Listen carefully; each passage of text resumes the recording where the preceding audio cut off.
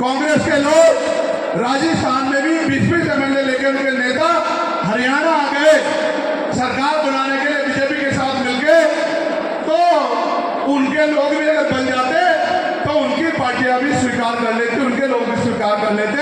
हमारे लोग भोले भाले हैं, इनको पढ़ा दिया जाता है कि वो फलानी पार्टी है, वो ढिमकी पार्टी है। जब तक राजनीतिक ताकत आपके हाथ में नहीं होगी, मैं आपसे भी कह रहा हूं, जब तक राजनीतिक ताकत आपके हाथ में नहीं होगी, कांग्रेस सत्ता में बैठे हैं बीजेपी, आपकी जिंदगी बदलने वाली नहीं। आप मेरी बात को याद रखना, आपके लोग की जिंदगी बदलने वाली नहीं। अगर ये दल इतने अच्छे होते, अगर ये दल इतने अच्छे होते, तो आप ये बताओ कि ये अगर इतने अच्छे होते तो बाबा साहब अम्बेडकर को पार्टी क्यों बनानी पड़ती?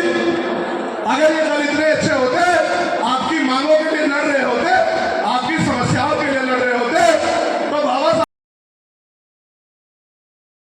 वो भी चैन से बैठ के सो जाते, वो भी नींद ले लेते, वो भी अच्छा भोजन प्राप्त कर लेते। इन्हीं दलों ने बाबा साहब अम्बेडकर को खून के आंसू रुलाए और बाबा साहब अम्बेडकर ने अपने लोगों का भला करने के लिए अपना दल बनाया। जब माननीय काशीराम साहब उनके आखिरी दल में प्रयास करते रहे, कुछ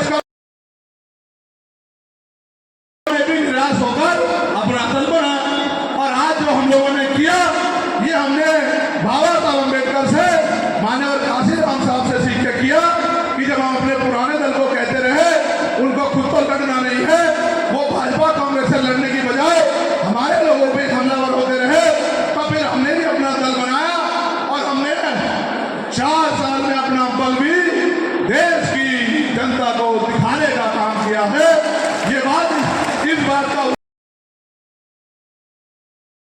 आ जाए, यानी कि मानव काशीराम साहब जैसे कहते थे कि तमन्ना अगर सच्ची हो तो रास्ते हजार होते हैं, तमन्ना अगर झूठी हो तो बहाने हजार होते हैं। तो अगर कोई करने पे आ जाए और उनके पास ऐसे नेता हो, मानी साथियों, मध्य प्रदेश में भी हम लोग कुछ वोट से हार गए।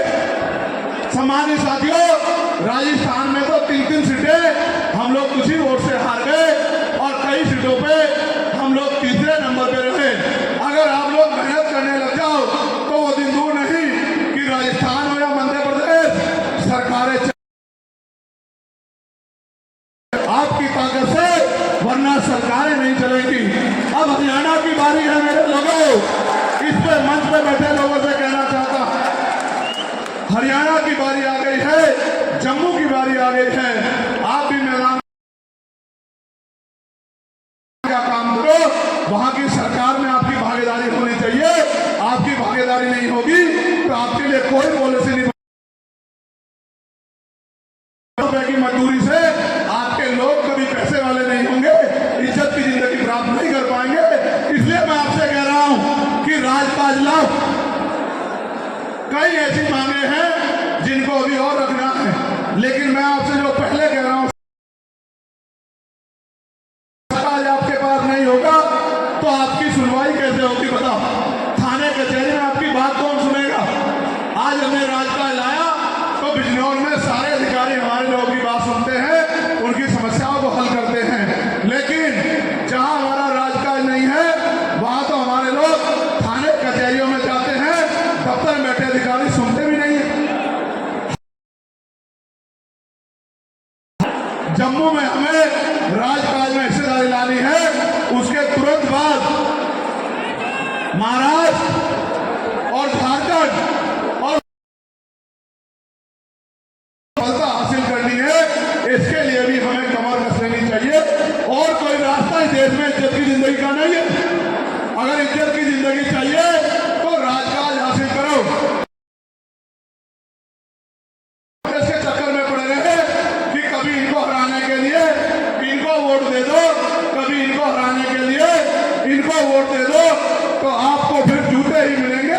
आपको इज्जत की जिंदगी नहीं मिलेगी, आपको झूठे ही मिलेगी, आपको सम्मान नहीं मिलेगा। हम पे पॉलिसी है, हम पे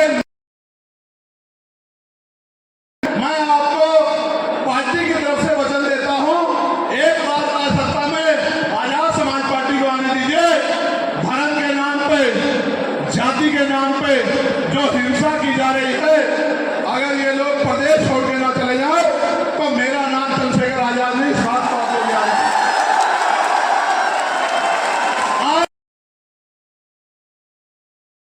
बुलडोजर चल रहा है, मुसलमानों को जमीन दर्ज किया जा रहा है। जिस तरह से मुसलमानों पे मॉब लिंचिंग हो रही है, जिस तरह से उनके कारोबारों को खत्म किया जा रहा है, जिस तरह से उन पे हिंसा हो रही है, जिस तरह से भय का माहौल उनके लिए बनाया जा रहा है, मैं इस मंच के माध्यम से कहना चाहता हूं कि सरकार अभी जब तक भी आदमी आजाद समाज पार्टी का एक नेता जिंदा है, आपका ये बांटने का सपना, डराने का सपना पूरा नहीं हो सकता। इस बात को आप लोग याद रखें। आज जिस तरह से किसान परेशान है, एमएसपी की गारंटी सरकार नहीं दे पाई सत्ता बैठ के। जिस तरह कोई 300 देता है, कोई 250 देता है, कोई 400 देता है, 250 300 मांगने को भी मारता है। मेरा ये मानना है कम से कम 700 रुपए न्यूनतम वेतन होना चाहिए। अंतिम व्यक्ति के लिए भी 700 रुपए एक ऐसी अमाउंट है, एक रकम है जिसमें आदमी एक दिन का जीवन ईमानदार से अच्छी तरह से जी सकता है। ये जो टैक्स रखा दिया है, इस टैक्स को कम करना चाहिए। और जैसा मैं आज आपको कह रहा था, हम पे पॉलिसी है कि गरीबों के बच्चों को